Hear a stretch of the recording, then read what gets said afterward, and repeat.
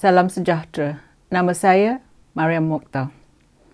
Semalam, Kabinet Malaysia telah bersetuju untuk benarkan syarikat pengeluar wiski jenama tempatan yang bernama Timah untuk mengekalkan nama berkenaan. Ramai orang ingat yang isu Timah ni yang telah dibesar-besarkan di Putrajaya kerana PAS dan ahli Kabinet nak tunjuk rakyat yang kerajaan mempertahankan agama Islam dan hak orang Melayu. Sebaliknya, sebab-sebab yang sebenar sandiwara Timah adalah seperti demikian. Pertama, sandiwara ni untuk mengalih perhatian dari kemerosotan ekonomi negara dan juga untuk membuat kita lupa tentang Menteri Kewangan dengan kos tinggi membeli kereta Toyota Velfire sebagai kereta rasmi Menteri. Menteri Kewangan dan Perdana Menteri suruh kita jimat cermat, tapi diorang buat sesuka hati dengan duit rakyat.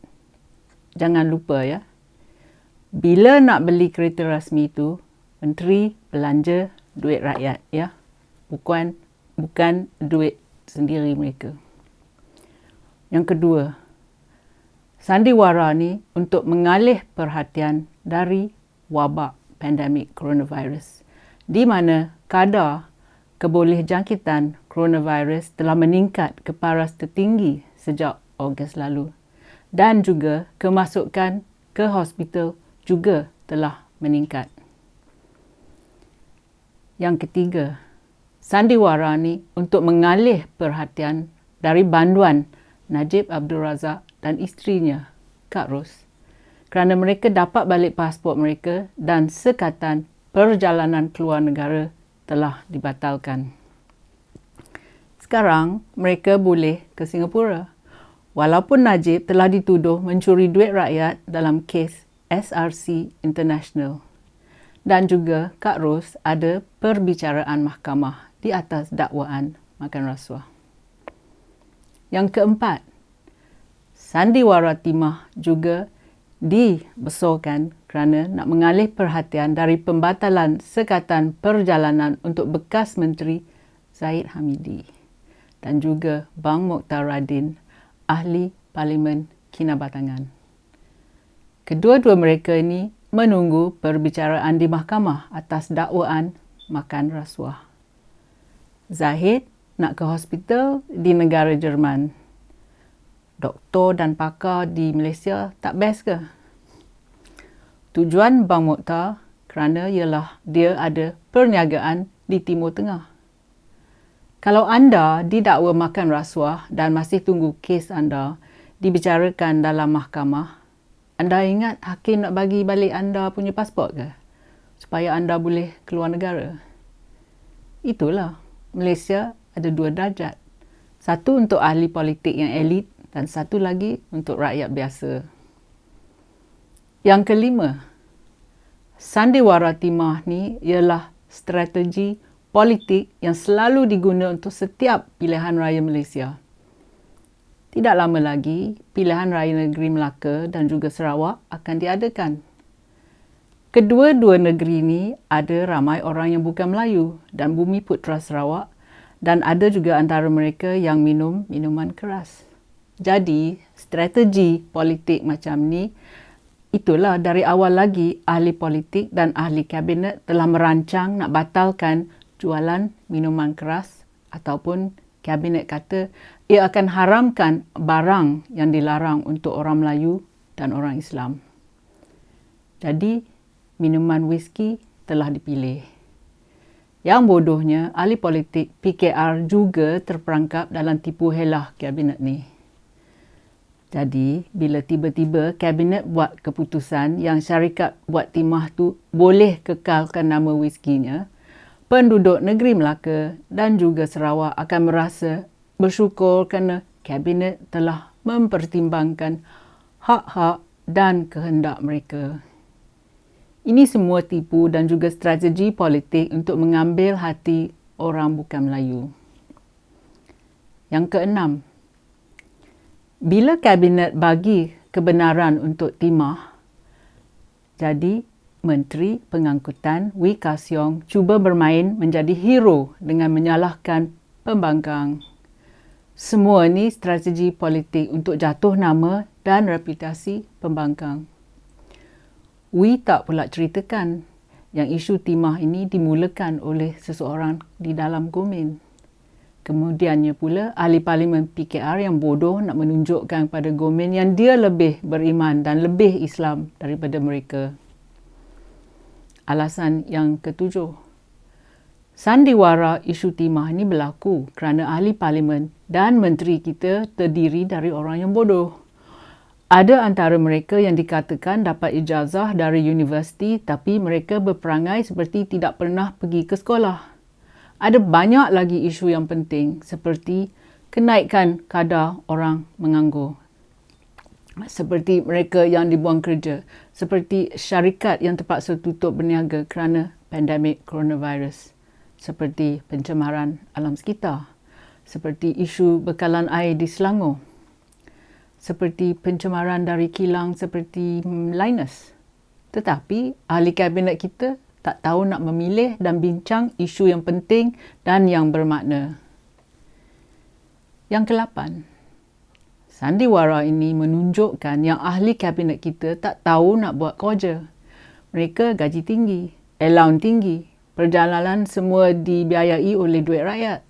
Bodyguard, driver, pembantu rumah, bayaran kapal terbang, duit cuti, persekolahan anak mereka. Apa lagi yang diorang nak? Kabinet ni ingat rakyat bodoh seperti mereka ke? Ahli kabinet makan gaji buta dan gaji tinggi tapi buat kerja yang bodoh. Ahli kabinet telah menghinakan kami. Yang ke-9, sandiwara timah menunjukkan yang kabinet pembuli perniagaan. Kalau saya seorang pelabur atau tokey bisnes mencipta barangan dari Malaysia, saya akan ragu-ragu kerana saya takut minggu depan nanti orang dari PAS akan cari pasal dengan produk saya. Mungkin ada ahli politik atau penjawat awam yang niat jahat dan hendak buli saya dan suruh saya tukar nama produk saya. Atau mungkin mereka nak duit rasuah untuk tutup kes. Kita sedar di Malaysia ni sudah banyak masalah korupsi macam ini yang telah berlaku. Jadi yang ke-10, pengeluar whisky timah hari ini mengesahkan bahawa kabinet telah bersetuju untuk membenarkan nama itu disimpan dengan penjelasan bahawa nama itu merujuk kepada biji timah. Kabinet ni korang cerdik dan mereka berfikiran sempit. Mereka tak sedar yang hanya mereka yang minum arak yang akan membeli atau memegang botol whisky itu. Jadi, arahan kabinet untuk syarikat whisky memberi penjelasan nama whisky ini buat-buang masa saja kerana orang Islam tak akan mendekati botol whisky itu.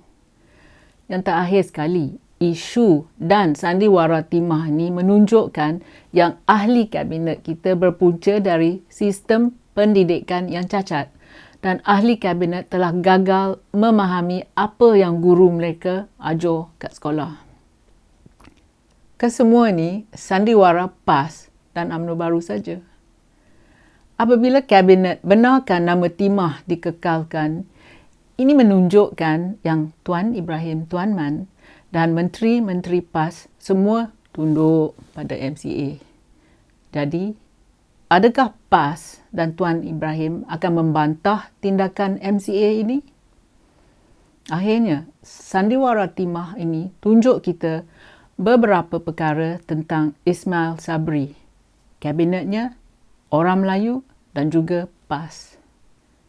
Nombor 1, kepimpinan Ismail Sabri tidak berkesan dan amat lemah. Dia tidak tahu bertanggungjawab. Isu timah tiada kena-mengena dengan pentadbiran negara Malaysia, tetapi Ismail biarkan isu timah ini melarat-larat dan tidak buat apa-apa tindakan untuk memberhentikan sandiwara ni. Dia telah membazirkan sumber negara. Yang kedua, Kerajaan ini pandai makan gaji tinggi tapi sering buat kerja bodoh. Prestasi kabinet ini yang teruk sekali dalam sejarah Malaysia. Anggota kabinet terdiri dari mereka yang fikiran sempit dan pentingkan diri sendiri. Mereka buang masa membangkitkan isu yang berpotensi menimbulkan kekacauan dan ketidakharmonian dalam negara. Yang ketiga, sandiwara timah ini menunjukkan betapa lemahnya minda orang Melayu dan lemahnya juga umat Islam di Malaysia kerana mereka tak tahu membuat perbezaan antara produk yang haram dan yang halal. Mereka tak tahu ke sumber nama Timah dan juga Fatimah. Mereka tak tahu nak nilaikan idea yang boleh membawa perubahan dan kemajuan kepada bangsa dan negara. Mereka juga telah menakutkan pelabur asing. Jadi, jelas sekali yang kabinet yang kurang bijak ini nak layan sangat orang Melayu dan Islam. Tetapi sekarang ternampak sangat yang PAS telah angguk kepala kepada MCA dan juga gabungan Parti Sarawak iaitu GPS. Terima kasih kerana sudi menonton. Jumpa lagi.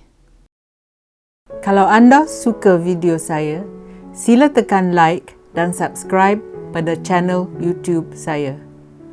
Pertimbangkan menyertai laman Patreon saya. Terima kasih.